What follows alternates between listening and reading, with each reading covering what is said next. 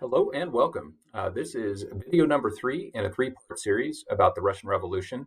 And in this video, we're going to take a look at the Bolshevik Revolution and some of the changes that it brought about in Russia. So I hope you find this helpful and informative. Here we go. In 1917, there's been a revolution that's taken place. What started out as some women textile workers going on strike would evolve into a revolution that led to the Tsar leaving power. Once he didn't have the support of the military anymore, there was basically no way that he could maintain his power.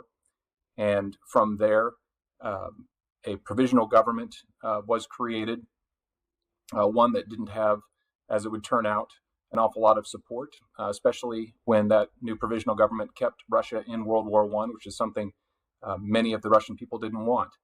And it was out of that that momentum built for something different. And it's at this point that the Bolsheviks and their leader Lenin seize on the opportunity and lead what's called the Bolshevik Revolution, which will lead to a significant set of changes for Russia.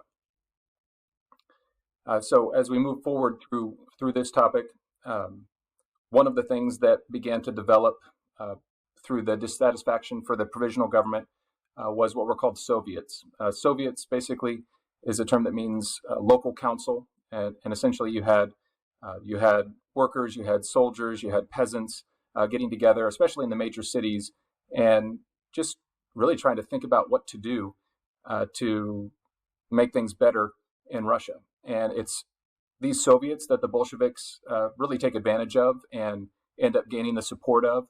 And once the Bolsheviks had the support of the Soviets, especially in the major cities, they were able to put themselves in position to seize control of the Russian government. One of the big slogans that would come from this time was peace, land, and bread, basically speaking to some of the most essential things that the Russian people were interested in. Peace, meaning getting out of World War I, land for the peasants to have to be able to work on it, and bread, just indicating food, something that was in pretty short supply those days. Now, as far as the Bolsheviks really getting full power, one thing that needed to go was the provisional government and leaders like Alexander Kerensky. And essentially what happens is a group of workers and soldiers end up going after the Winter Palace, where the leadership was at for the provisional government. They were able to seize that and arrest those leaders, and that was basically it. Once they were in the hands of the Bolsheviks had the government. And because they had such support throughout the major cities of Russia, it was really no problem at that point moving forward for them to be in control. And so that's what we'll look at next. What exactly did they do once they were in power? There were some things that they had talked about doing in the years leading up to this point. So now we'd find out if what they had talked about would actually become real or not. So one of the first things they did is they gave farmland to the peasants, and they gave the factories to the workers. Now, I'm not really sure in a practical way what exactly changed at this point, but at least in terms of things they had talked about and then actions that they were taking, they were sticking true to some of the things that they had talked about over the years. Now, peasants were still going to need to work these farms if they were going to produce. Workers were still going to need to work in these factories if they were going to produce. But I suppose from an emotional standpoint, it felt like something was now theirs that really hadn't been before. So that was pretty well received by a lot of the people. Something else that was big that a lot of people in Russia wanted was to get out of World War I, and it was Bolshevik leadership that really worked to get the truce with Germany. We spoke briefly of that, the Treaty of Brest-Litovsk, when we talked about the end of World War I just the other day. And though this did give a lot away in terms of Russia, they gave away some territory to Germany. It did get them out of the war, which a lot of people liked, but at the same time, as time would go by, there would be some concerns by some at what they gave up to be able to do that. As a result of not everybody being on board with what the Bolsheviks were about, we do end up seeing a civil war take place in Russia, which was really terrible, considering they had just been involved with deadly fighting and everything that goes with that for the previous several years. Now they were fighting against each other. In this civil war, it would end up being the Reds versus the Whites, the red side referring to the side of the Bolsheviks and those who supported the Bolsheviks, the Whites referring to those who were opposed to them.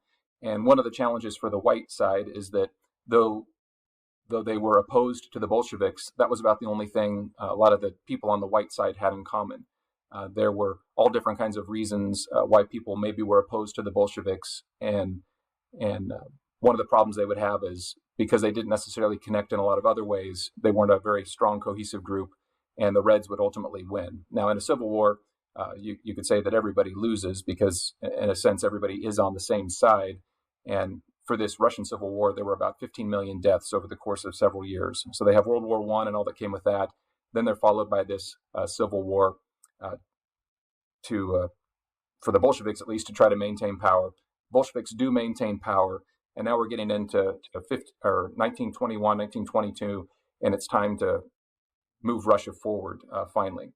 So now that the Bolsheviks have proven that they can not only seize power but maintain it, they were in position to have an opportunity to try to make Russia a better place. And so one thing I want to speak to were some steps taken to restore the Russian economy. That was something that hadn't been functioning all that well going into the World War I years, and of course was really struggling at this time.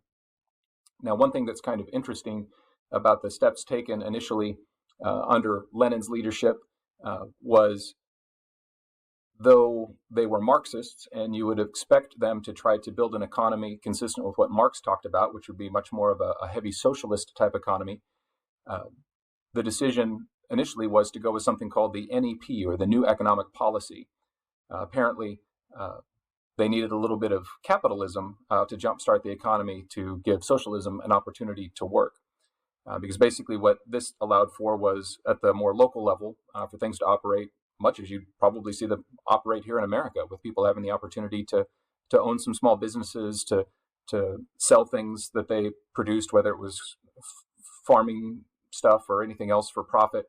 And only the very major things, major industries, were going to be controlled by the state. And the idea here was to just kind of be a jump start to the economy and get things moving forward, which to a certain degree it did. If you followed the Russian economy over the next several years, by 1928 or so, they were producing at or greater than what they had going into the World War I years. And so you could say, to a large degree, by the later 20s, things had really improved.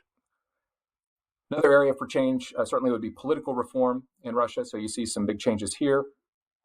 One of the things that you see is the beginning of what we knew, at least for a while, as the Soviet Union.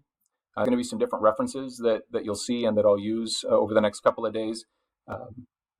USSR, Union of Soviet Socialist Republics, Soviet Union, all referring to the same thing.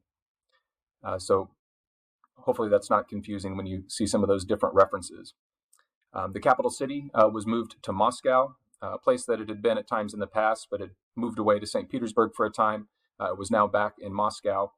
And another big thing to come with just essentially designating a new name for the country and kind of a new concept was that this was going to be a country of the Communist Party.